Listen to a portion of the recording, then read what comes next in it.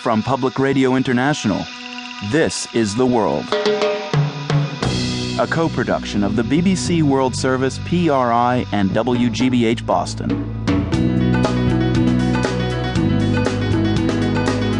It's Friday, May 21st. I'm Marco Werman.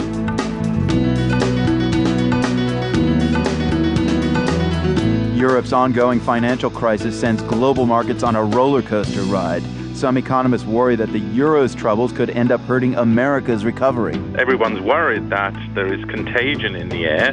Things that start in Greece can move. And later, an island where Mick Jagger thinks they should try legalizing drugs. One of the politicians said if he wants to come and discuss it any further, he'd be more than welcome, but he better not bring any drugs with him because there's a zero-tolerance policy.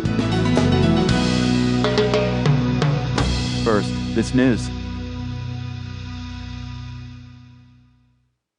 BBC News with Ian Purden. European Union finance ministers have accepted the need for sanctions against EU countries which run up too much debt.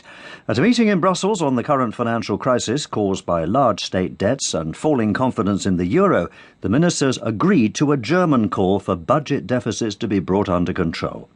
The President of the EU, Herman Van Rompuy, said he was convinced that the EU could overcome the crisis. All member states and all EU institutions need to work together on this.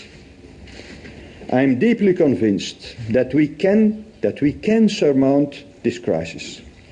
The measures we have taken for Greece on May the 2nd and in a broader framework on May the 7th and the 9th have proven that the European Union is able to act. A car bomb in Iraq has killed at least 20 people at a market in a town north of Baghdad. Police said over 50 people were wounded in the attack, which happened in front of a coffee shop in the town of Khalis. Jim Muir reports from Baghdad.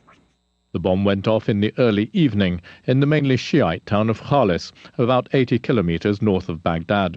The car containing the explosives had been parked in front of a cafe in a busy street market.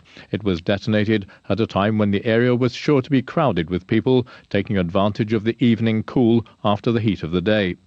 Such indiscriminate attacks against Shiite areas have been a feature of the recent violence, apparently aimed at provoking a sectarian reaction against Sunnis. The U.S. Secretary of State Hillary Clinton has arrived in China, where she's expected to try to persuade the government to take a more critical approach to North Korea for the sinking of a South Korean warship. From Shanghai, here's Kim Khatas. Everybody is appealing for calm, but Mrs. Clinton clearly endorsed the results of the report. About a dozen Americans from both the government and the private sector participated in the international investigation. The Secretary of State said the evidence against North Korea was overwhelming and scientific. It was a clear signal to China. Beijing has been skeptical and had said that the investigation needed to be scientific. Any action against North Korea at the UN will require Beijing's backing.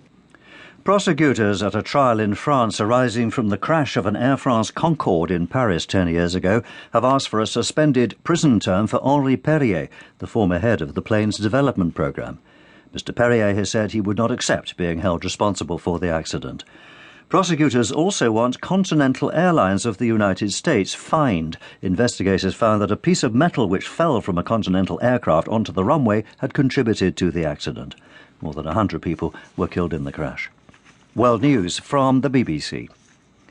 Morocco has publicly defended its decision to expel a number of Westerners over the past few months whom it accused of trying to convert Muslims to Christianity. The Islamic Affairs Minister, Ahmed Tawfiq, said that the expulsions had been prompted by what he called the behaviour of some foreigners who'd been trying to convert Moroccans under the guise of other activities. The Education Board in the U.S. state of Texas is due to vote on proposed changes to the school curriculum, which critics say will politicize teaching. Religious Republicans on the Education Board are being accused of forcing their beliefs into textbooks. Conservatives say they're redressing a liberal bias. Rajesh Merchandani reports. Some religious groups